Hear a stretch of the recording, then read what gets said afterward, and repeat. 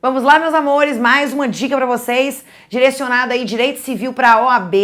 A nossa dica agora é um tema bem interessante que sempre cai na nossa provinha, que é o tema de alimentos. O que dizer sobre os alimentos? Primeira coisa, os alimentos, eles podem decorrer ou de uma relação de parentesco, tá? Ou em relação ao poder familiar, ou entre cônjuges e companheiros, certo? E aí, quando os alimentos são fixados, eu devo me atentar que no binômio, alguns até chamam de trinômio, necessidade de quem pede, possibilidade de quem vai pagar e um moderador aqui que seria a razoabilidade ou proporcionalidade. Então os alimentos são fixados dentro dessa perspectiva, ok? Vem comigo na tela. Então aqui, só para entender, o tema é o tema alimentos.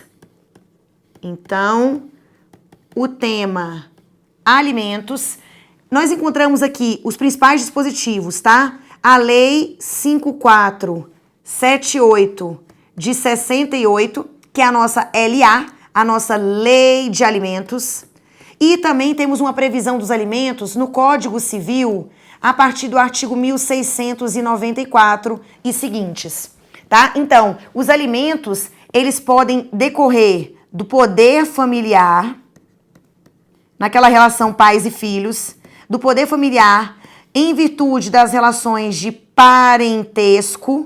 Lembrando, a gente pode atingir ascendentes, descendentes e até mesmo os colaterais de segundo grau. Então aqui, essa obrigação ela envolve ascendentes, vamos lá, ascendentes, descendentes e os colaterais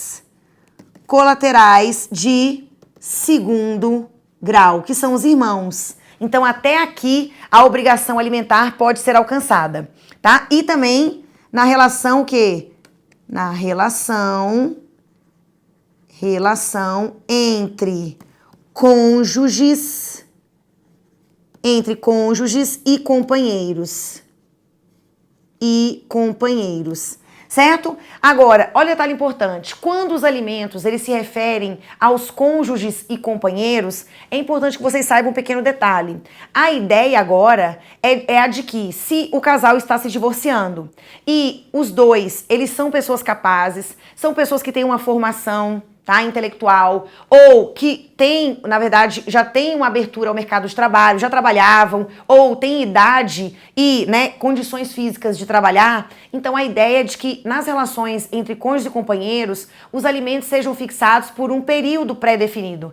E aí, esse período fica definido pelo magistrado, ao final do qual a exoneração seria automática. Então, eu estou falando aí dos alimentos transitórios ou resolúveis, também chamados de alimentos temporários. Vem comigo na tela. Então, em relação aos cônjuges, ok?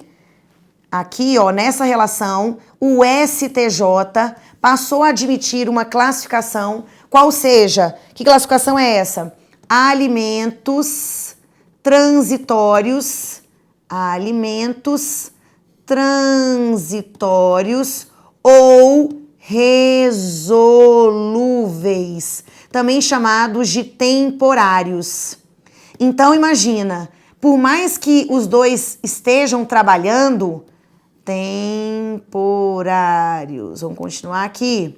Então, por mais que os dois estejam trabalhando, é possível que com o desenlace, um dos dois tenha uma dificuldade maior de se reerguer, de se restabelecer e necessite da ajuda do outro por um certo período. Então, o juiz, normalmente, né, a parte autora, ela vai pedir o período que ela entende que é necessário e o juiz vai fazer a análise do caso concreto. Então, imagina, vou pedir alimentos resolúveis por 6 meses. É o período que eu necessito para poder me restabelecer, né, as minhas finanças, minhas dívidas pendentes.